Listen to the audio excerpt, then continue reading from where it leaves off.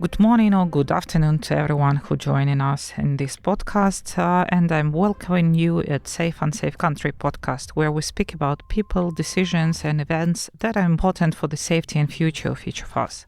We seek answers on how to win the Russia-Ukrainian war and keep our country free, strong, and independent. I'm Elena Frolova, the host and the author of the podcast, and this is our joint project with the Center for Defense Strategies, Ukrainska Pravda, and Media Center Ukraine. So we start in this year with approaching big event, or the most expected probably world event. It's inauguration of the President Trump, with a lot of promises been given, with a lot of rumors around. And of course, we would like to speak about that, to speak about possible developments, which we will have in 2025, looking from the American continent. And my guest today is John Herbst, Senior Director of Eurasia Center at the Atlantic Council, 5th Ambassador to Ukraine in 2003-2006. John, welcome. Thank you. It's a pleasure to be with you. There were so many prognoses already. Yes, everyone tries to understand what Trump will do in the first days after his inauguration, what would be the moves.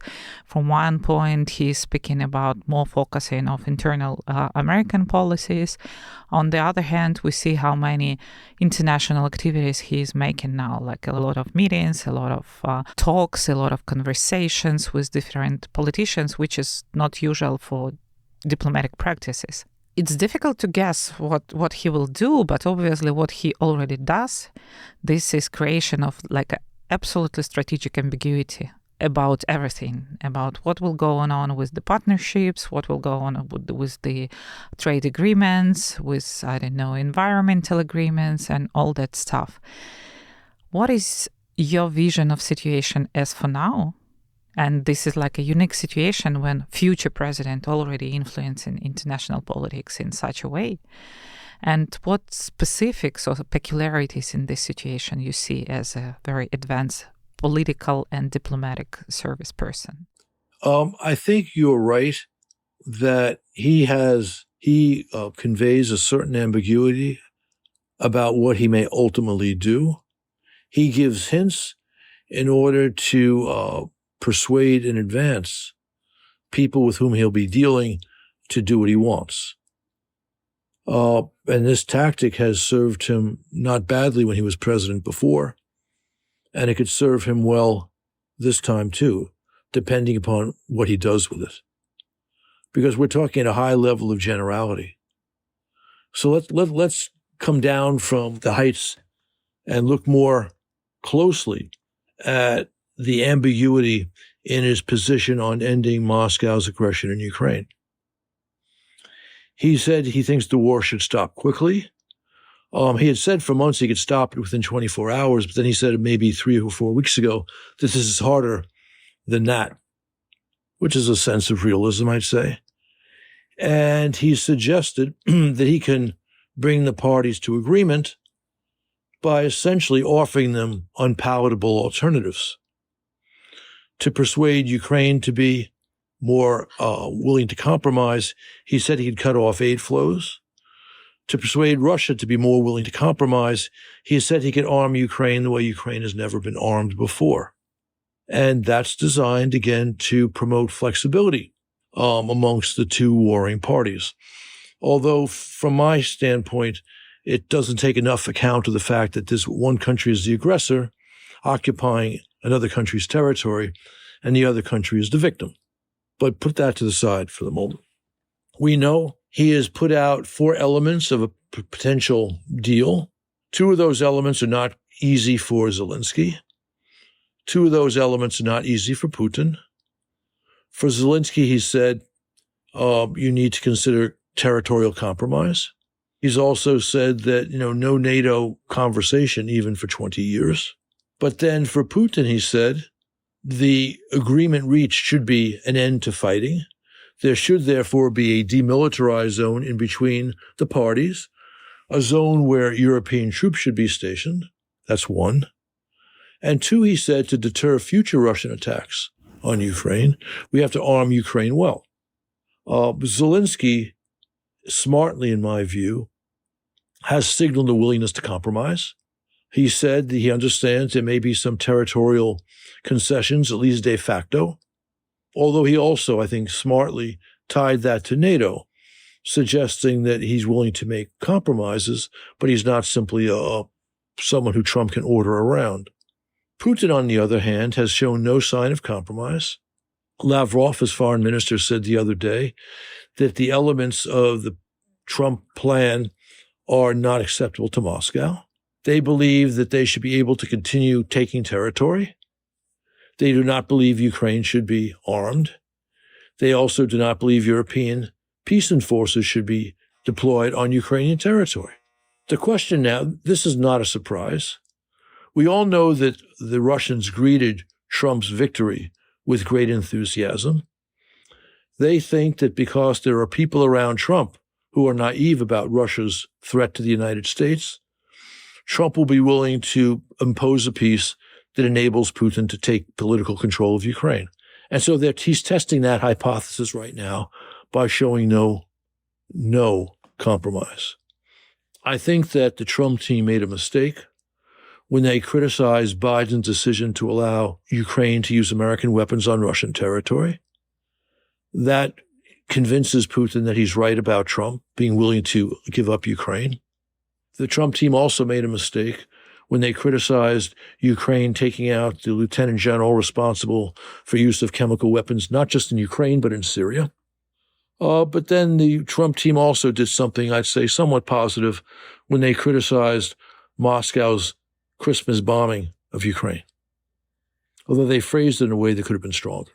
So the Russians are looking at these signs and drawing, unfortunately, positive for them conclusions.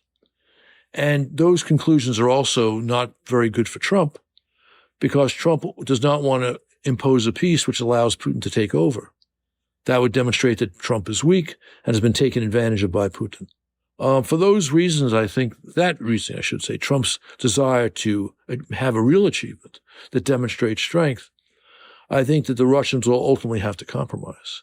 But they haven't realized that yet. I agree with you, but I think that the difference here is like a value-based approach or so-called like a commercial or trade-based approach. Yes, the Trump constantly declares that he is like a deal person. He wants to have a deal and he doesn't care. He doesn't have the limits in like making these deals. Washington Post not so long ago said that the president-elect approach to commerce undermines global stability and endangers the United States. And principally, I think that this is what he's trying to do. He doesn't care about values, about their agreements with NATO, previous agreements with neighbors, with Canada to be a 51st state of the United States or something like that. So that he wants to have the negotiations on each and every topic and to win this deal. Can you, just knowing Trump from the first, his presidency, can you imagine what could be a good deal for him with Russia or in Russia-Ukraine war? What could be a good deal for him? A good deal for Trump and a good deal for the United States would mean at least a satisfactory deal for Ukraine.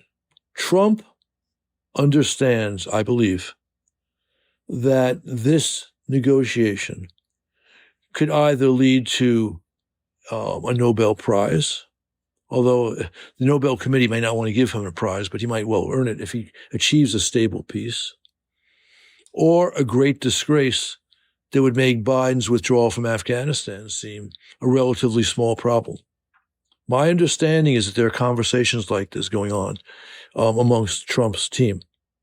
So if the four elements that I've already described become the basis for a deal, the unfortunate thing for Ukraine is that with there'll be at least a de facto recognition that Russia is currently in control of these territories and that Ukraine will not use military force to liberate them. And this, of course, means that millions of Ukrainians will be suffering under Russian rule. So that's a serious flaw in such a peace. But if this peace is stable and Moscow does not succeed to undermine it, then the rest of Ukraine will live in peace and in security. And that is a real positive for Ukraine. And that would be a positive for the United States and for Europe. So if Trump achieves that type of peace, and we would not know the day that the peace is signed, we'd only know several years later. That's an achievement. Somewhat painful for Ukraine, but also of some value to Ukraine. But if Trump allows Putin to fool him, say they agree on a peace deal, Russia, the United States, Ukraine, and maybe Europe as well, the EU, agree on a peace deal, which Russia then succeed in undermining so that it renews its aggression in Ukraine. That makes Trump look like a chump, like Putin's patsy. And he most definitely does not want to be Putin's patsy. And there are people around him who understand this. I think Trump himself understands it. And even the naïfs around Trump, who refuse to recognize the danger that Russia poses to the United States, have to worry about this scenario. Maybe they don't understand it yet, but they will. That's why ultimately I am not pessimistic about what Trump's going to do on Ukraine, although there will be some very interesting and hair-raising moments, I suspect. And what do you think about the role of United States in international arena for the next period? Yes, because really the main declaration of Trump was about let's deal with the issues of America first, then all around. But at the same time, United States is losing its trade power. So in accordance with Global Trade Alert, which a research which made in Switzerland, share of world import of United States has fallen to 13% from almost 20%. And still, there are some countries which rely on U.S. markets, but many countries reorient their export and import. And there is quite a high dependence of United States, which Trump also declared that he will try to minimize from supplies from China and from some other markets. So obviously, should Trump impose the 60% tax on China supplies, first of all, it will increase prices in America. And that's some kind of, combination which gives no answer. What would be with the economy of United States? What would be with the ability of United States to influence the other countries? Because peace through the strengths is possible if you have a strength to do this peace. What is your prognosis about this possibility to keep the influence? I think that Trump is going to re-energize the American economy. Biden put severe restrictions on U.S. energy growth at a time which it was not just bad for American workers. People had to pay more for gas and electricity prices, but also for our geopolitical position. Because when we cut down our production of hydrocarbons, when we limit our production of hydrocarbons, that gives more leverage to Russia, amongst others. So that was a serious both economic and geopolitical mistake. And Trump will reduce regulation, which hamper American business, which will lead to more growth. You started by talking about China in a perspective I'm not used to. I think Trump, in his first term, began the long-needed correction in American willingness to allow China to take advantage of the United States economically and Chinese aggression abroad, or provocations abroad. And Biden largely followed Trump's lead, albeit not as much strength. So I think our China policy will get better under Trump. And Trump's method of dealing with China involved hyperbole, involved that ambiguity you mentioned at the top. So he talks about enormous trade tariffs. He's got the Chinese attention with that. There may well be tariffs coming for Chinese goods, but I doubt there'll be 60%. But also, you talked about America's less strong economic position globally. Well, part of that's a result of successful American policies. We were the principal movers in creating the Bretton Woods international economic system, which always had a role for players who wanted to join and follow the rules.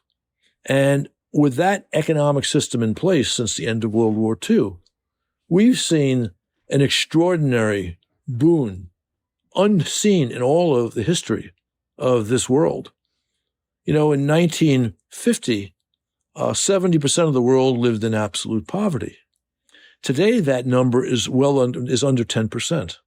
That's an extraordinary achievement. That's the system we created. We wanted to create. So, of course, our economy, which was, 50% of global production at the end of World War II, is much less than that today. Although still, we are the world's strongest economy. China, amongst other countries, depend on the American market, which is why Trump's tariff threats have real power in Beijing. We just need to use our power smartly in American interest, but not just American interest. I think it's unfortunate the way Trump talks about our allies. Our allies are an important part of our strength. But Trump deserves credit more than any previous president in getting our NATO allies to spend more on defense. They were taking advantage of us. I remember Reagan trying to get the Europeans to pay more with very little success. So Trump has had success there, and that's good for NATO, and it's, of course, good for the United States. And for Ukraine. Yes, and for Ukraine, absolutely. Absolutely. And I don't think Trump will be intimidated the way Biden has by Putin's nuclear bluster. We saw once again, you saw Tony Blinken's interview with the Financial Times where he admits they were worried, that Putin was going to go nuclear, which is why we did not give Ukraine the weapons it needed. The failure, it was not a failure. The minimal gains of Ukraine's counteroffensive in 2023 is the fault of Washington's weak supply of weapons to Ukraine. And the ridiculous conversations that were continued to this day about the counteroffensive, American criticism for Ukraine not concentrating all of its forces in the south, somehow as if that was the reason for Ukraine not going very far with its counteroffensive, when the real reason was we refused to send F-16s, we refused to send ATACMS, and so on.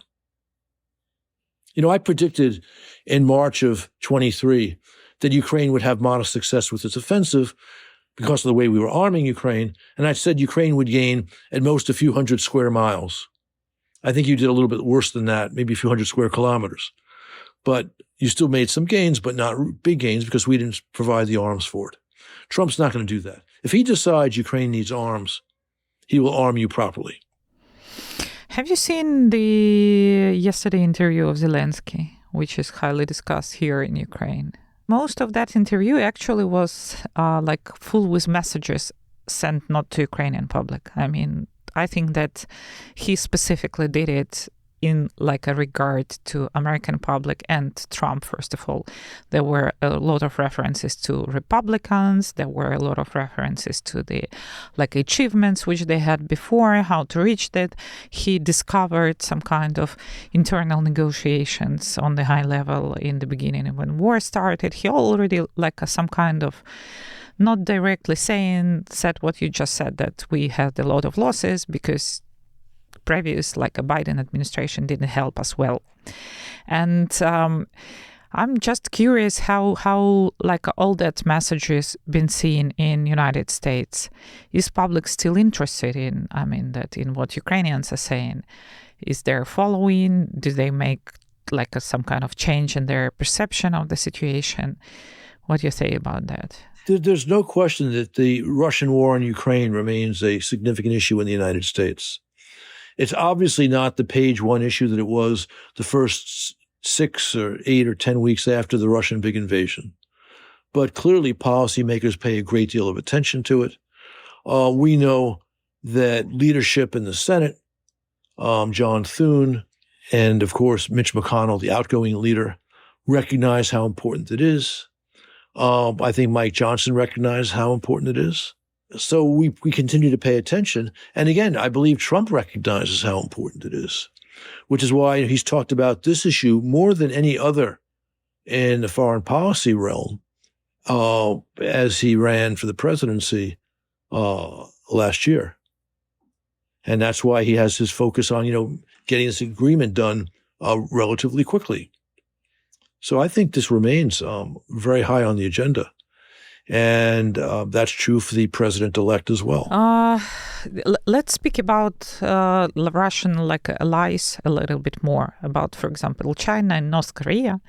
From what is obviously seen, North Korea is speeding up its nuclear weapon program. They are speeding up their missile program. Yes, they demonstrated quite heavily that they are well equipped.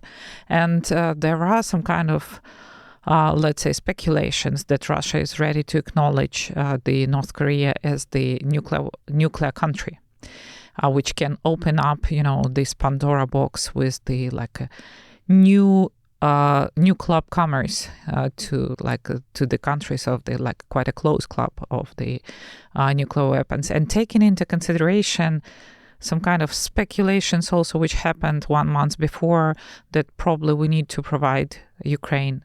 There were rumors that there were discussions whether Western countries need to provide Ukraine with some nuclear weapons.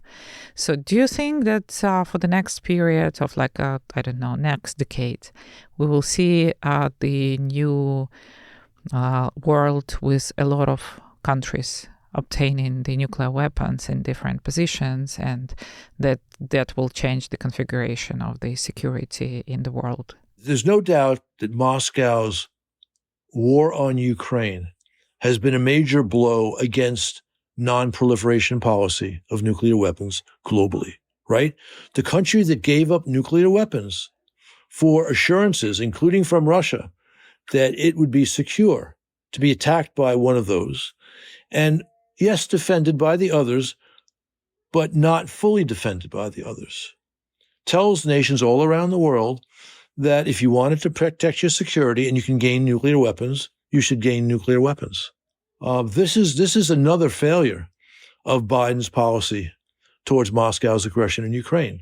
The fact that he and his team were intimidated by Moscow's weapons, such that we would not arm Ukraine to take back its own territory, again, tells the world that even one of the two global nuclear superpowers is showing you indirectly that you need nuclear weapons. This is, again, part of the baleful legacy of Biden's policy towards Ukraine. Do you think it can be fixed? I mean, can we just put everything back? The United States, first of all, and the biggest players. Well, the attention span of most people is very short. If we were to reverse our policy tomorrow and arm Ukraine to kick the Russians out of Ukraine, that might prevent this narrative about the need for nuclear weapons from gaining further traction, right? Because then the big nuclear superpower would have gotten kicked out of the country that it invaded. But obviously, Biden doesn't have the backbone for that policy, and Trump does not seem to have the understanding for that policy. So I don't expect that to happen, although there is one scenario where this could happen. If Putin plays with Trump, and he's already playing with Trump, but if he plays with Trump to the point that Trump realizes Putin's taking him for a fool, he might get mad and arm Ukraine, as he said once publicly, as it's never been armed before. I'm not a general, right? I'm not a former military guy.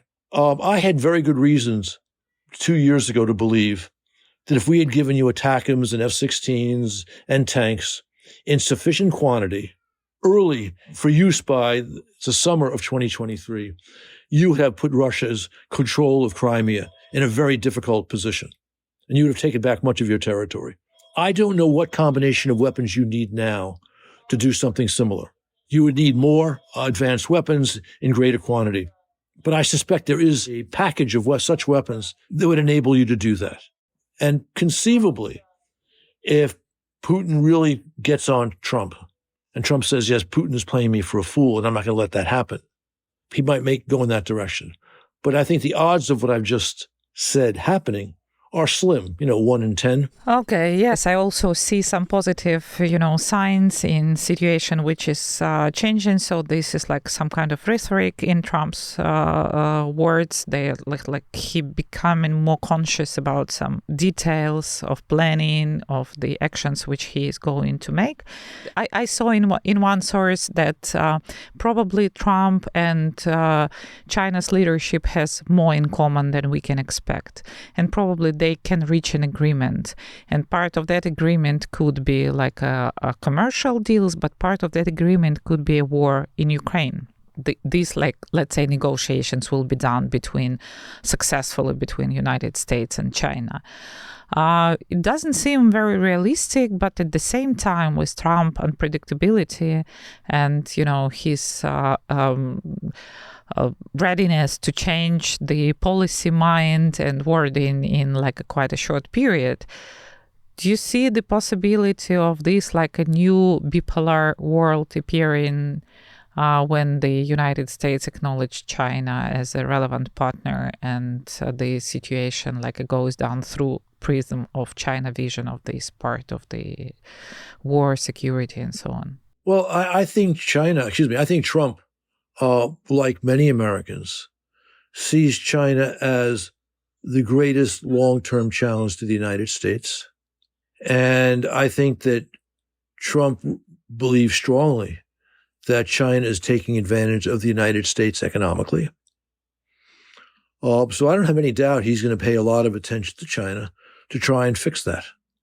I think that Trump's team recognizes that China is pursuing aggressive policies in the South and East China Seas.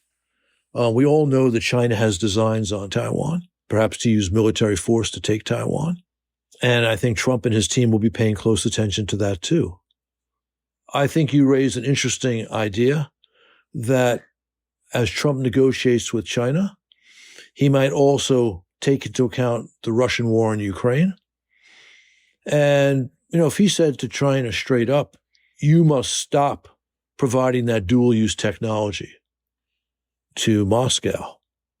And if you don't, you will have these economic disadvantages in the American market. That would give Xi something hard to think about. He might say no because he doesn't want to be seen as weakening Putin. But he might say yes, because we know he's a pragmatist. That's an interesting idea. I hope Trump pursues it. We will certainly encourage that. But I think Trump will handle China well, overall.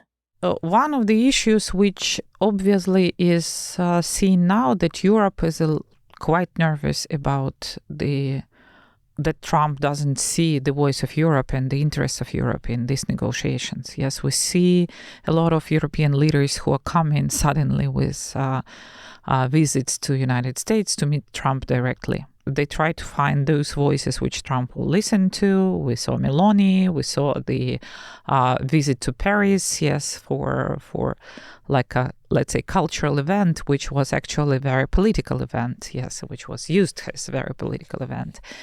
What is your prediction? How stable or important the European voice would be for Trump and whom Trump can see? Because I believe that Trump can have some, good feelings to Orban, but I don't think that he would rely on Orban influence in Europe. Whom potentially can listen to or negotiate to in Europe? Orban is not the only European leader who has good relations with Trump. Duda's relations were as good, if not better, than Orban, although, of course, he's leaving. Meloni's relations with Trump are very good. And Macron's relations have been pretty good as well. So, and there will be others as well who will establish their relationship with Trump. So I don't think Orban's going to have a privileged position which enables him to have great influence on American policy. And in fact, I believe there are members of Trump's teams who know that Orban is not just a stooge for Putin, but also for Xi. And if Trump comes to understand that, that may well change his view of Orban. We're seeing a very interesting question regarding Europe's role in Trump's peace plans for Ukraine and Russia. He's talking about European troops being in a demilitarized zone. And that's actually a smart idea. I would prefer it was a NATO mission led by the United States, but European troops could do this. as long as they have the right guarantees from the United States. And of course, if Europe's going to play that role, and that's a question, the Poles need to be stronger on this. It's surprising they're not, although domestic politics may explain it. They should be among the leaders of this effort.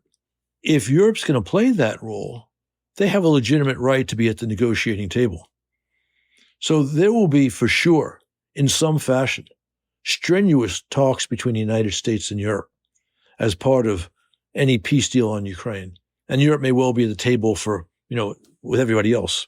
Well, being here in Ukraine, we see definitely last period when we already knew that Trump will be a next president. And between now, we obviously see a quite vocal position on that. So the most European leaders are saying that whatever will be negotiated, the role of Europe should be included and the voice of Europe should be present. For Ukraine, of course, it's good because Europe now declares that in any way we continue to support Ukraine. We won't decrease our support, that we already have obligations. We increase in our spending. So it looks like Europe becoming a equal player in this situation from the point of view of support of Ukraine. But at the same time, still, all these discussions about NATO, possibility of Ukraine to make a decision about what kind of security, what would be the number of the troops, that all creates some kind of fear that United States will be ready to try to bring Ukraine back to the position without providing their opinion and their strengths, our Ukrainian strengths and our strength to decision-making about our future. Ukrainians obviously are not ready to give up our role. Now we have our position. And how that could combine to these negotiations? Where these I don't like it, but red line when Trump could understand, or the United States could understand that Ukraine is not ready, Ukraine will continue to fight. Do you see this some kind of horizon of planning? What would be this red line? I don't have ready answer to that question. One, Zelensky does have a good relationship with Trump. He has access to Trump. And he can convey his views directly to Trump as to what can and cannot work. I think he has already established, he is able to do that. Trump knows that a deal which would leave Ukraine vulnerable is bad for him. Do you think he knows? I think he knows that a deal which leaves Ukraine vulnerable is bad for Trump, because we understand that there are, again, conversations amongst his team about avoiding a deal that looks like a house of cards, which Putin can just topple and take effective control of Ukraine. Again, they recognize how the Afghan withdrawal greatly weakened Biden. They see how this could have the same impact on Trump. What I can't tell you with any certainty is what those points of vulnerability would be. I mean, what specific change in Russian control of Ukrainian land would make that threatening? Or what precise weapons package would make that threatening? I could speculate on those things. So it's conceivable that Trump could come to the conclusion that something is enough to ensure Ukraine's stability, which Zelensky does not accept. That's possible. But I don't think that's likely because, again, Trump and his team recognize they can't allow a negotiated peace, which is just a prelude to Putin's next war on Ukraine. Speaking about the future, and to end up this like a conversation with some future glimpse, there are a lot of talks which I see in United States about future of Ukraine. And when we speak about the security configuration in Europe and in the whole world, I think that one thing we're missing, this is discussion about the Russian future. Because, well, actually, Russia influences a lot on instability. creating this instability. And we cannot discuss just Ukraine in this configuration. We need to understand how we deter Russia, how we deal with Russia, how we build up this like a new policies which will stabilize the situation. But I see no this discussion in the United States. It seems that it's still too frightening and too unpredictable for the expert community, for governmental officials. Is there any like a discussion on that regard? Is there any vision? Is there any like a planning or discussion on possible situation development in Russia? Well, in the academic community and in the foreign policy community, there have been a debate on this, not a very vigorous debate, but still a debate on this ever since the big invasion began, or once it became clear that Russia was not going to simply take control of Ukraine.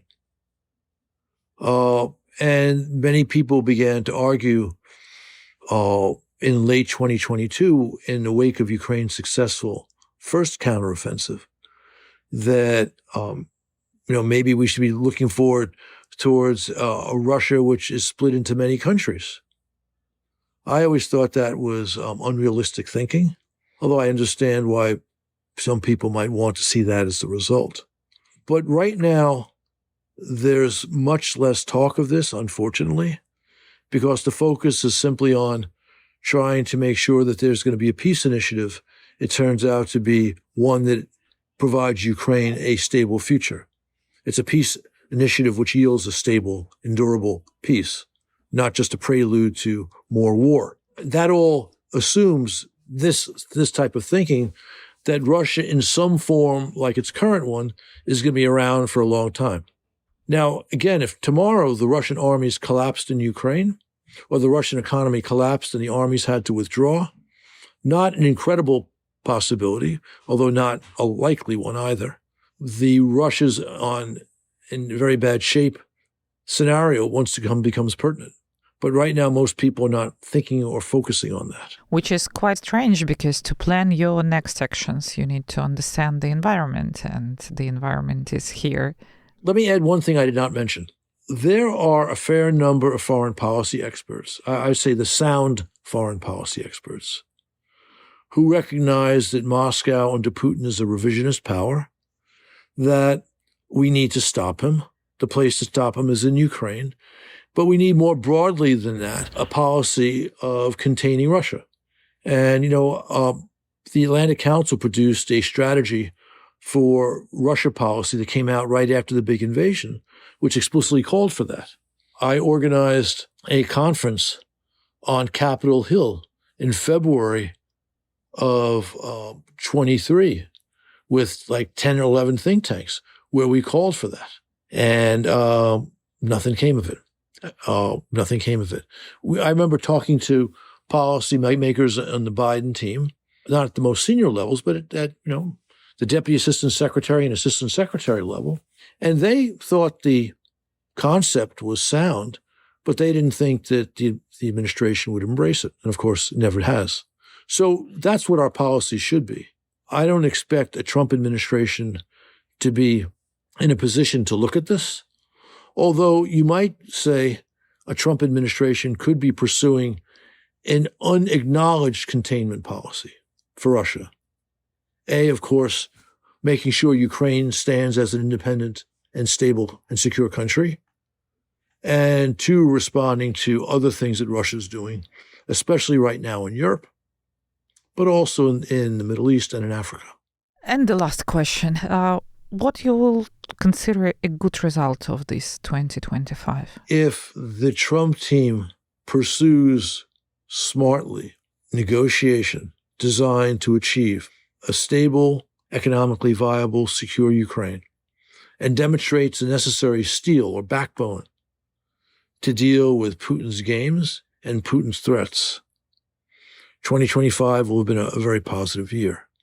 I think the chances of what I've just said happening are better than 50%, but we're not talking about 75%.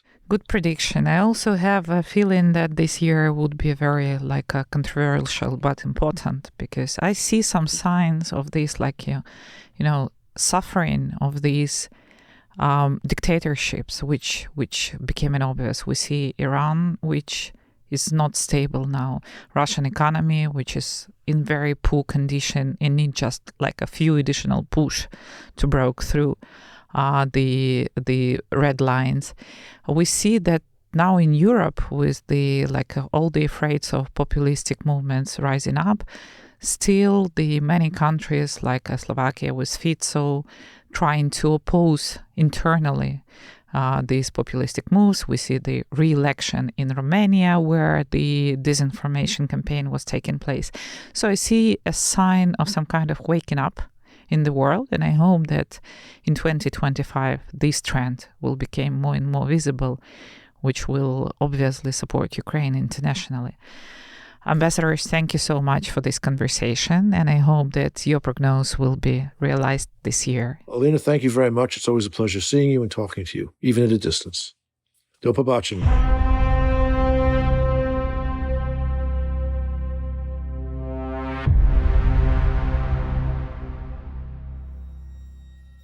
It was a Safe and Safe Country podcast. To listen our previous episodes and catch new one, please find us at Ukrainian Prada Resources and subscribe to our channels at Apple Podcasts, YouTube, Spotify, SoundCloud, and other platforms. Safe and Safe Country. It depends on each of us how soon the prefix on will disappear.